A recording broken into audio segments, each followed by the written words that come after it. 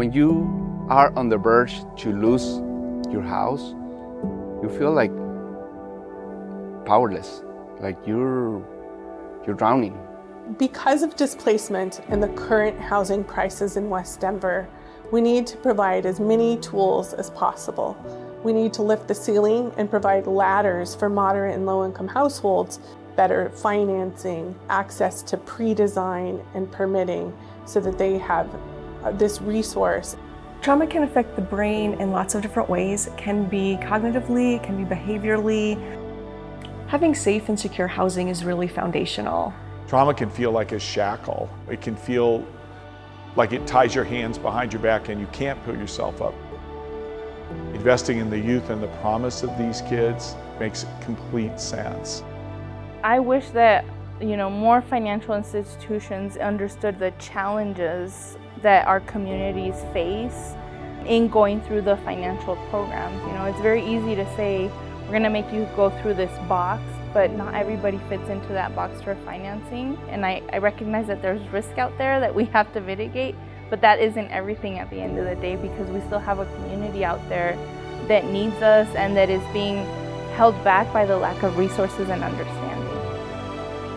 Residential Hoffman is an affordable housing project for seniors and veterans. After I saw the place, I was just so impressed with it and the professionalism with management staff and everything. So I said, yes, this is my new home.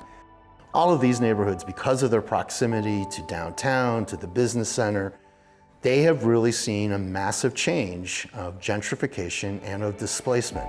So one of the things we like to talk about here in this community, what Walnut Flats is, it's about in-placement as opposed to displacement. We're making sure that folks who are of this community have an opportunity to stay in this community. When my dad mentioned the idea for this program, I was really excited because it meant that he was going to have his own home to potentially retire in. And the best part was going to be that he has been in this neighborhood and our whole family has been in this community for 20 plus years. So for the program to actually help us stay in the same property, same neighborhood that we even grew up in, it was just an amazing idea. We came here as a refugee. We didn't know anything about the United States. While I'm living here in Hope Communities, I started planning for starting a small business.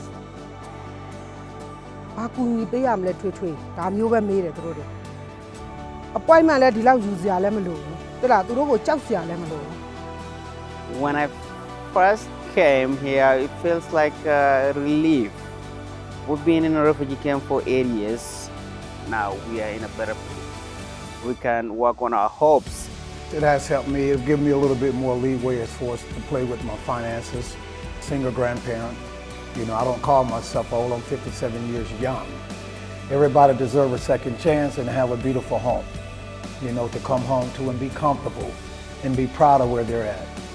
The people that live in our building are people you know every day. Your grandparents, my grandparents. It can be a variety of people, veterans, single mothers, a lot of different people that are working in the service industry.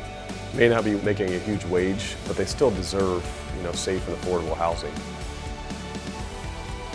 Our team is working really hard at creating a sense of community by inviting our residents into our common area spaces to have different events. We are doing resident pop-ups, we're doing resident meals, resident parties. We're also doing events for kids, art events.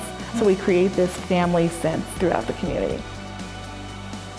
We need folks like Renee who help walk people through all of that process, because she really does demystify, I think, a lot of what's scary about zoning and what's scary about construction and land use, and really make it accessible to the average homeowner. Everybody deserves a safe place to call home and the resources that they need to thrive. Real equity starts with that, but doesn't end with housing. My hope for affordable housing is that we can continue that throughout the country, but that starts at the local level, whether that's the housing authority, the city, even the neighborhood associations is a big part of that. We're trying to be unreservedly positive, unreservedly welcoming, be excited and caring about these youth. And we're pairing that with an intelligence. We're super excited about the future. We've figured out a lot of things over the last year, and in this year of construction, there's a lot of lessons learned about keeping costs low and really create this stable, low-cost investment in our communities and in our households.